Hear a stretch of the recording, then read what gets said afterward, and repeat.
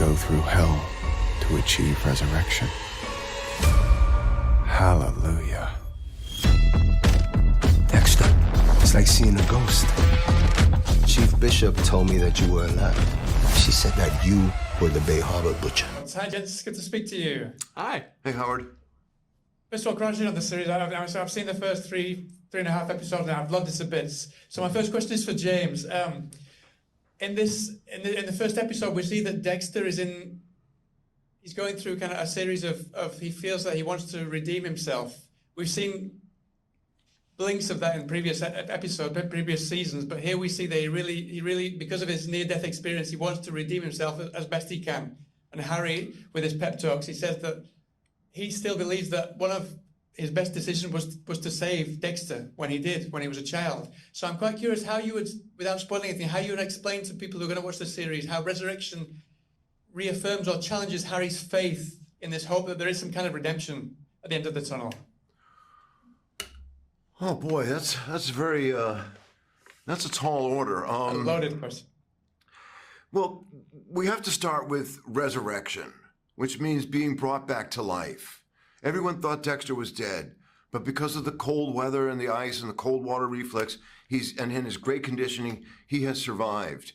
And they say that something like a movie plays before you die, and perhaps that same movie plays when you wake up again. And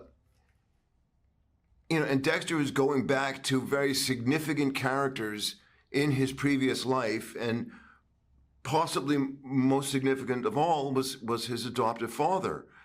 And his adoptive father, takes a beating throughout the entire first series, for having betrayed him, for doing this, for lying to him, directing him down this dark path.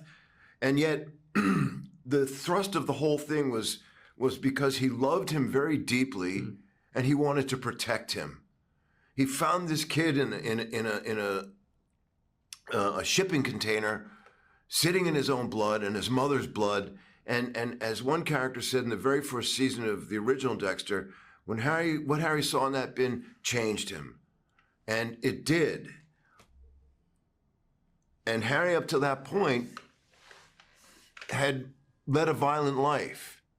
I've always thought that he was in the service and the Vietnam War, et cetera, et cetera, et cetera.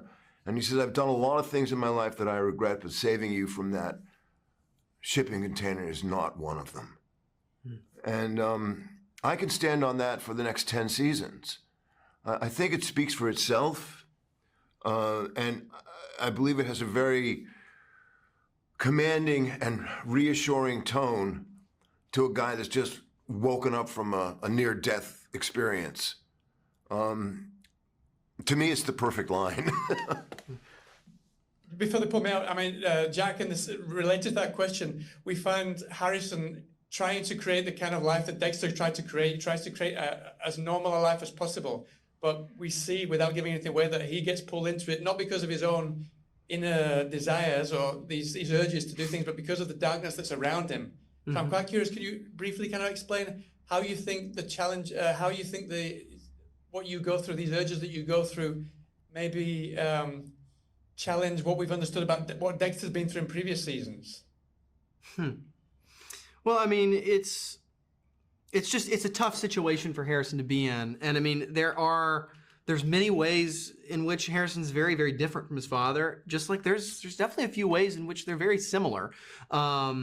A really big way in which they differ is Harrison just wants nothing to do with any part of this side of his father, potentially of himself. I think a big piece of it for Harrison is that he doesn't even fully understand or, know the full nature of what's going on inside him, which makes it infinitely more scary for him. If you don't know what you're facing, it's a lot tougher to face because you end up with the worst version of it. He's constantly terrified that he himself might be a monster.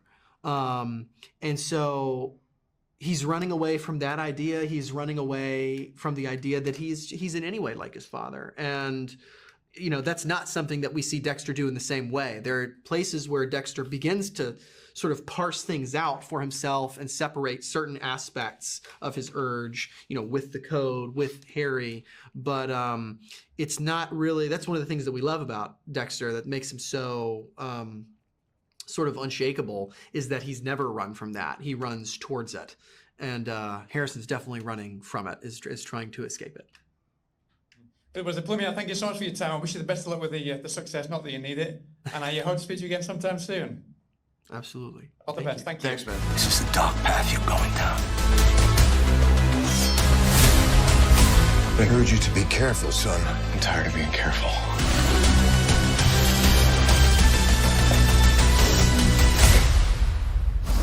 What do you think? I'm back in New York.